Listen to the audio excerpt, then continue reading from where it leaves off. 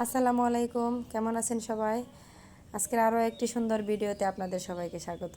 তো আজ আমরা মা ছেলে কিভাবে সময় কাটাই আর কি কি সুন্দর মুহূর্ত পার করি সবই এই ভিডিওতে দেখতে পাবেন। তো সবাই পুরো ভিডিওটি না টেনে দেখতে থাকুন। তো এই যে দেখেন লিচু, কী ব্যাপার আবিদ অনেক কেন? তো ওই যে স্কুল থেকে এসে খাওয়া দাওয়া করে চুপচাপ বসে আছে। আজকে আবিদকে বকা দিয়েছি, কথা শুনে না, স্কুলে গিয়ে তাকায় থাকে ক্লাসের ভিতরে। তো এই যে এই বছরের প্রথম লিচু, নাও খাও।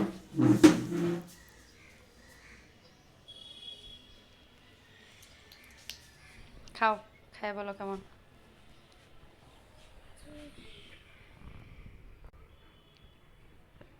চুপচাপ বসে আছে, তা লিচু দেখে এখন একটু হাসতেছে। এই বছর আর লিচু আমাদের খাওয়া হয় নাই, আবিদও মানে খায় নাই। তো ওই যে আজকে প্রথম।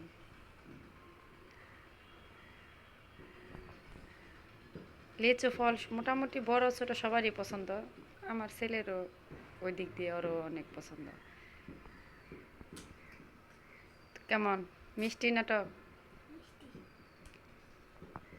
বলো তো, কে দিছে, কে নিয়ে আসছে বলো? আমি আমি তো কিনি নাই, তোমার মামা, বড় আম্মু না তোমার মামা কিনে পাঠিয়ে দিয়েছে।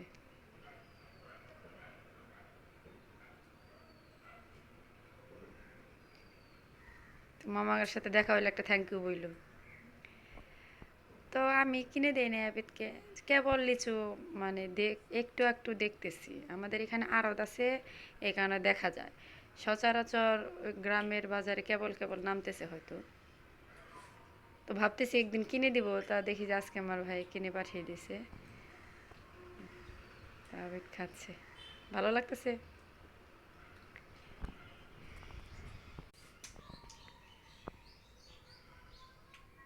তা আবিদ এখন একাই লিচু ছিলিয়ে খেতে পারে, সবগুলো এমনটা মনে হয় খেতে পারবে।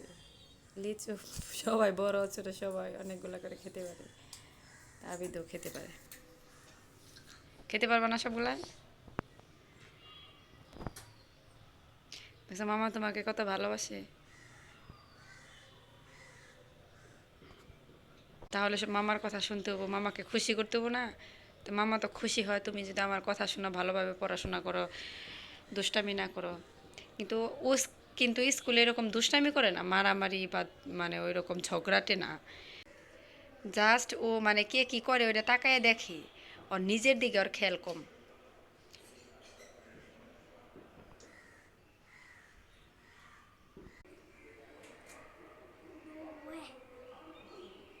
খাও, না তুমি খাও, আমার এবার বলতেছে খাও। শরীর নোংরা করো না, খায়া পড়তে বসো ঠিক আছে। ওই যেমন তারে আবিদ ঘর নোংরা করো না, বসে খাও।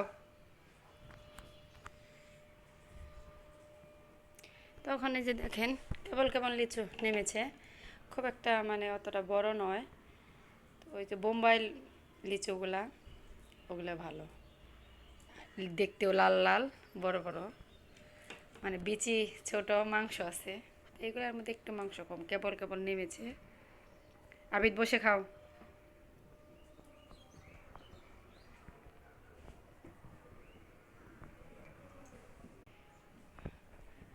বিচি যেন গলায় না আটকে, হ্যাঁ। এই যে এখন আবিদ পড়তে বসছে। কি লিখতেছ? ধর্ম, পরিবেশ লেখা হয়েছে? হ্যাঁ, কয়টা লেখাইছে? চারটে, এক দুই তিন চারটে। সত্য কথা বলা মহৎ গুণ। তো মহতের খণ্ডের তো এত দূরে না, আরেকটু কাছে লিখবি, গুণটা একটু দূরে।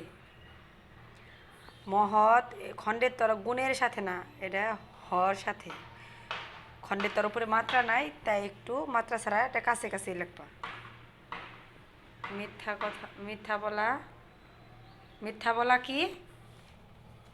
এটা কি মহাপাপ? কি দেখছো? দেখো এখানে ভুল লেখছো।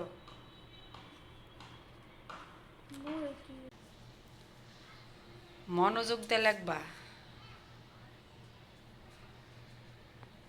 ওই হর মধ্যে আকার দিছ, ম্যামও আকার দিছে, মনে করছো মনে করা যাব না, মুখে বলতে হবো। আর লেখা এই কারণে কিন্তু আজকে তোমার অনেক শাসন করতেছি, বকতেছি। লেখা ফাস্ট করতে হবো, অন্যদিকে তাকায় থাকা যাব না, স্লো থাকা যাব না, তুমি পারো সবই।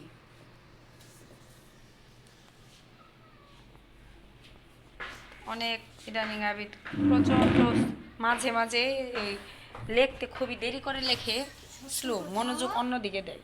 সত্য কথা। এই ছেলেকে পড়াচ্ছে আর এই দিক দিয়ে দেখেন আকাশ কি অবস্থা, সন্ধ্যা হয়ে আসতেছে মেঘলার কারণে। প্রতিদিন এই বৃষ্টি, এখন আর ভালো লাগতেছে না। পরিবেশটা দেখেন একদম কালো হয়ে আসতেছে, অথচ বাজে কেবল 3টা।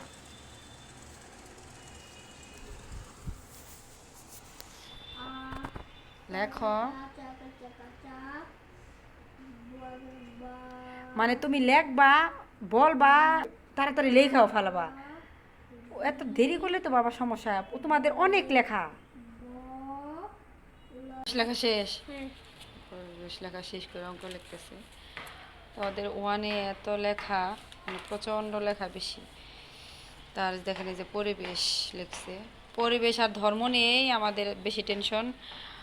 আবিদ একটু মানে হুট করে পরিবেশ সাবজেক্ট ওদের প্লে নার্সারিতে ছিল না, পরিবেশ সাবজেক্টটা ওদের জন্য একদম নতুন।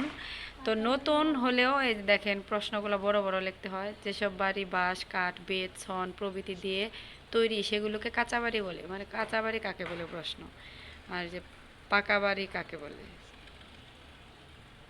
পরিবেশ সাবজেক্ট নতুন হলেও এগুলাও মানে মুখস্থ করতে পারে, মনে রাখতে পারে, মানে ভাষাগুলো একটু সহজ। মানে পরিবেশ বিষয়টা মানে আমাদের চারপাশে অনেক কিছু নিয়ে এই পরিবেশ, এগুলো আরে এইভাবে বোঝাতে পারি, মানে বুঝি, অনেক কিছুই বুঝি।